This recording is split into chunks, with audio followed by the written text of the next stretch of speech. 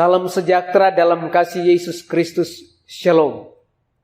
Senang sekali kita lagi boleh bertemu dalam program Bertumbuh dalam Kasih-Nya melalui belajar sekolah Sabat bersama. Kita sudah tiba pada pelajaran sekolah Sabat yang ke-8 dengan judul Sabat dan Akhir. Ayat yang kita akan pelajari dalam topik Sabat dan Akhir ini di dalam Efesus pasalnya yang ketiga, ayatnya yang ke-9. Dan untuk menyatakan apa isi tugas penyelenggaraan rahasia yang telah berabad-abad tersembunyi dalam Allah yang menciptakan segala sesuatu. Dan untuk menyatakan apa isi tugas penyelenggaraan rahasia yang telah berabad-abad tersembunyi dalam Allah yang menciptakan segala sesuatu. Sabat dan akhir. Sebelum kita melanjutkan pelajaran sekolah Sabat ini, mari kita berdoa. Bapa kami di dalam kerajaan sorga, kami akan membuka lembaran-lembaran yang suci dari kebenaran firman. Kiranya Roh Tuhan boleh menguasai hati dan pikiran kami, agar apa yang kami pelajari bersama akan membawa kami lebih mengenal Tuhan dan lebih setia. Berfirmanlah ya Tuhan, kami siap untuk mendengarkannya. Dalam nama Yesus kami berdoa. Amin. Saudara-saudara, penulis Yahudi terkenal Abraham Heschel menyebut hari Sabat sebagai sebuah istana pada waktunya. Sabat adalah waktu untuk bertemu secara pribadi dengan pencipta dan penebus kita dan untuk menyembah Dia. Ini adalah momen untuk mengakui bahwa kita telah diciptakan sebagai makhluk yang unik. Inilah saatnya untuk mengingat bahwa Tuhan mengasihi kita dan bahwa kita sangat berarti baginya. Hal-hal yang penting yang akan kita pelajari pada pelajaran yang ke-8 dengan topik Sabat dan Akhir. Yang pertama adalah Sabat dan kebebasan moral. Selanjutnya Sabat dan penciptaan. Kita juga akan belajar tentang Sabat dan evolusi.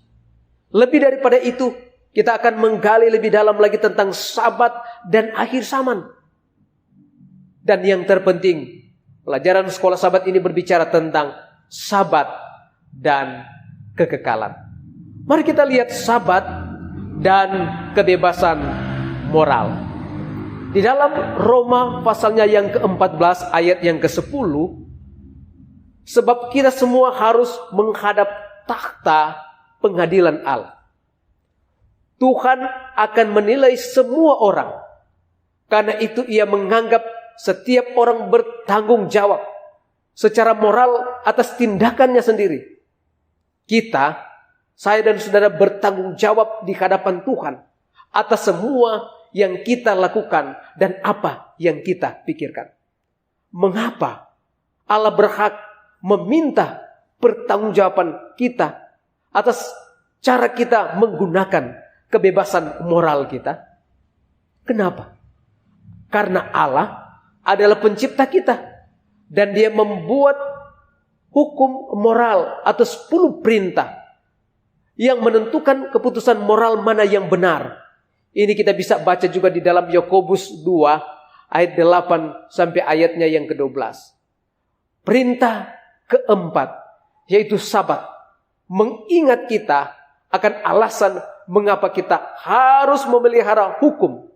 Karena Allah telah menciptakan kita.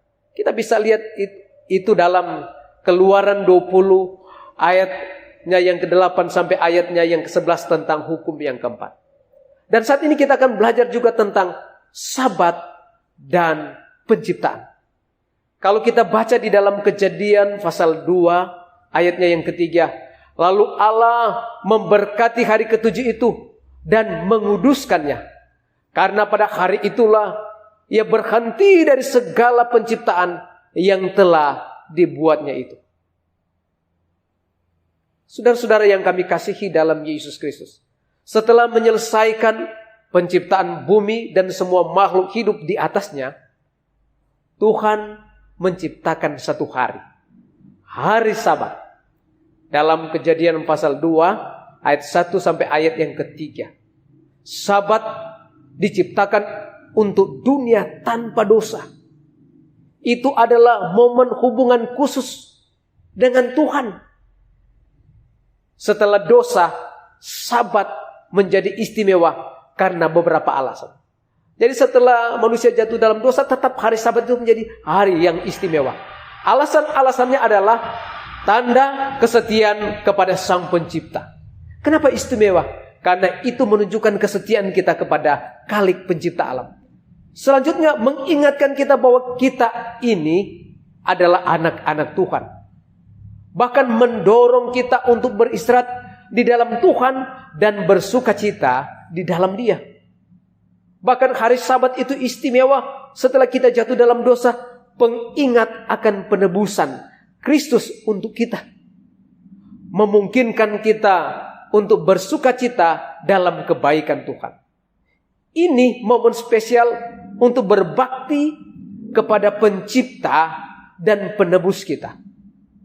Dan alasan yang terakhir kenapa Sabat masih istimewa setelah manusia jatuh dalam dosa, karena menghubungkan antara Eden dan dunia baru. Hal yang terpenting juga yang kita akan pelajari dalam pelajaran sekolah Sabat ini adalah Sabat dan evolusi. Firman Tuhan berkata di dalam Mazmur pasalnya yang ke-33 ayat yang ke-9, sebab Dia berfirman, maka semuanya jadi, Dia memberi perintah, maka semuanya ada.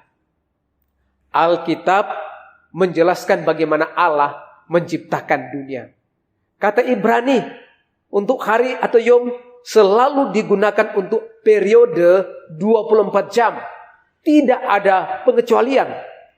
Jadi kisah penciptaan dalam Kejadian tidak dapat mendukung gagasan bahwa itu membutuhkan waktu yang lama. Sebaliknya, Sabat ditekankan karena Tuhan menciptakan dunia kita ini 6 hari dan Ia berhenti pada hari yang ke-7 dalam Keluaran 20 ayat yang ke-11. Dalam perkembangan gereja di abad ke-19 atau kurang lebih 1845, para pendiri gereja Advent secara khusus tertarik pada hari Sabat.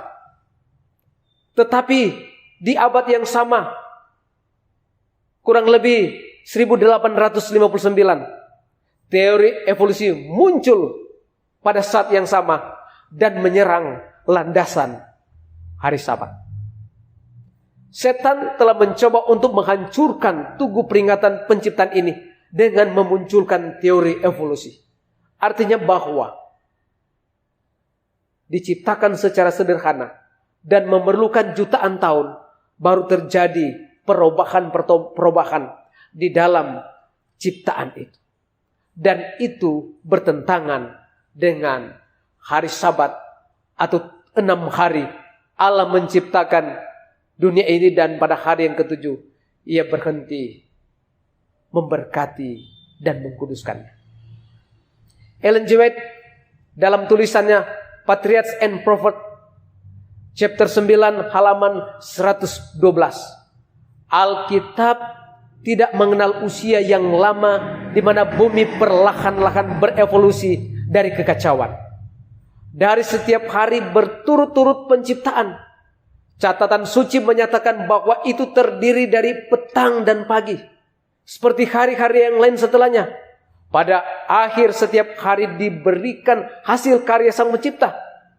Pernyataan yang dibuat di akhir catatan pekan pertama. Inilah generasi langit dan bumi ketika mereka diciptakan dalam Kejadian 2 ayat 4. Tetapi ini tidak menyampaikan gagasan bahwa hari-hari penciptaan bukan hari-hari literal. Setiap hari disebut sebagai satu generasi. Karena di dalam Tuhan, menumbuhkan dan menghasilkan beberapa bagian baru dari pekerjaannya. Pena inspirasi jelas mengatakan bahwa tidak ada periode yang lama dalam penciptaan dunia ini. Mari kita lanjut dalam pelajaran yang penting, dalam pelajaran yang ke-8 tentang Sabat dan akhir. Kita belajar tentang Sabat dan akhir waktu. Mari kita buka di dalam Alkitab, Wahyu 14 ayatnya yang ke-12 dalam terjemahan King James Version. Yang penting di sini ialah ketekunan orang-orang kudus yang memelihara perintah Allah dan iman Yesus. Pesan terakhir adalah panggilan untuk menyembah Sang Pencipta dan bukan musuh. Panggilan ini terikat erat dengan mematuhi 10 perintah. Jadi Wahyu 14 ayat 12 berbicara tentang bagaimana kita harus mematuhi 10 perintah Allah. Konflik itu sendiri tidak terkait dengan mengasihi sesama kita. 6 perintah yang terakhir pada 10 hukum. Tetapi konflik yang dihadapi dalam buku Wahyu berbicara tentang hukum yang pertama sampai hukum yang keempat tentang kasih kita kepada Tuhan. Tanda yang akan kita terima di akhir zaman akan menunjukkan siapa yang kita sembah. Tuhan, yaitu hari Sabat, hari yang ke-7, atau menyembah binatang atau hari Minggu. Kenapa? Karena di dalam buku Wahyu, Keluaran 20 ayat 3 mengatakan, jangan menyembah Allah lain, tetapi binatang itu. Mengatakan dalam Wahyu 13 ayat 4, sembahlah binatang itu. Jangan membuat patung, dikatakan dalam Keluaran 20 ayat 4 sampai 6. Tetapi binatang itu memberikan perintah dalam Wahyu 13 ayat 14 sampai 15. Buatlah patung dan sembah. Dalam Keluaran 20 ayat 7 dikatakan muliakanlah nama Tuhan. Tetapi binatang itu berkata dalam Wahyu 13 ayat 17, kita harus memuliakan kuasa kegelapan. Bahkan dalam Keluaran 20 ayat 8 sampai 11 menyembah Pencipta, dan itu dilakukan pada hari yang ke-7. Tapi dalam Wahyu 13-16 kita harus menyembah hari yang dibuat oleh binatang. Jadi sangat jelas sekali bagaimana Sabat dan akhir waktu ada selalu pertentangan antara kuasa Allah dan kuasa kegelapan. Selanjutnya kita belajar tentang Sabat dan kekekalan. Di dalam Yesaya 66 ayat 23, bulan berganti bulan dan Sabat berganti Sabat, maka seluruh umat manusia akan datang sujud menyembah di hadapan Tuhan. Firman Tuhan. Setiap pekan kita mengesampingkan kekhawatiran duniawi kita dan memasuki perhentian Tuhan, yaitu hari Sabat. Mengapa Sabat masih ada di bumi yang baru? Jika tidak ada lagi kekhawatiran dan kita akan hidup dekat dengan Allah. Kenapa Sabat masih ada di dunia baru? Sesuai dengan Yesaya 66 ayat 23. Wahyu 22 ayat 3. Kenapa? Saudara-saudara, di dalam Kejadian 2 ayat 1 sampai 3, ingatlah bahwa hari Sabat sebagai hari perhentian dan persekutuan dengan Allah diperkenalkan di dunia yang tidak berdosa. Jadi Sabat itu sudah dirayakan dari minggu ke minggu oleh Adam dan Hawa sebelum jatuh dalam dosa. Sehingga di dunia baru pun kita tetap akan merayakan itu, sebagaimana dirayakan sebelum manusia jatuh dalam dosa. Begitu bumi diciptakan kembali, Sabat akan tetap menjadi hari istirahat dan persekutuan kita dengan Tuhan. Di dalam Yesaya 66 ayat 23 yang kita sudah bacakan tadi. Setiap Sabat kita mengharapkan kekekalan kita bersama Yesus di bumi yang baru. Di dalam tulisan Ellen G. White, Patriots and Prophets, chapter 27 halaman 307. Pena inspirasi berkata seperti ini. Menunjuk kepada Allah sebagai pencipta langit dan bumi, itu membedakan Allah yang benar dari semua Allah yang palsu. Semua orang yang memelihara hari yang ketujuh menandakan dengan tindakan ini bahwa mereka adalah penyembah Allah. Jadi Sabat adalah tanda kesetiaan manusia kepada Tuhan selama masih ada orang di bumi yang melayani Dia.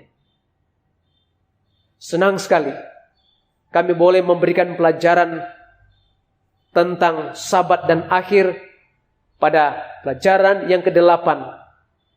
Dan kiranya pelajaran ini akan bertumbuh bersama dengan Yesus oleh karena kasih-Nya hebat dalam kehidupan kita. Mari kita terus merayakan hari Sabat sampai Yesus datang kedua kali. Adalah doa dan harapan kami. Amin. Mari kita berdoa. Ya Tuhan, ya Allah kami, Allah yang kami sembah siang dan malam, Allah sumber berkat hidup dan kekuatan kami. Kami memuji kebesaran kasih anugerah-Mu. Oleh karena kami ini adalah ciptaan Engkau-lah Khalik, pencipta alam semesta. Dan Engkau telah memberi petunjuk sebagai wujud nyata. Kami benar-benar adalah ciptaan. Kami harus merayakan hari Sabat dari minggu ke minggu. Oleh karena Tuhan telah berhenti memberkati dan mengkuduskan sampai Yesus datang, bahkan sampai di dunia yang baru. Tak kala kuasa Allah berada dalam kehidupan kami, biarlah kami akan melakukan perintah yang keempat, perintah yang ketiga, perintah yang kedua, dan perintah yang pertama di dalam 10 hukum. Karena itu adalah tanda kasih kami kepada Tuhan. Terima kasih Tuhan untuk pelajaran yang indah ini, membawa kami lebih setia kepada Tuhan. Berkati mereka yang telah mendengarkan berita firman ini. Karena kami berdoa di dalam nama Yesus Tuhan dan Juru Selamat kami. Amin.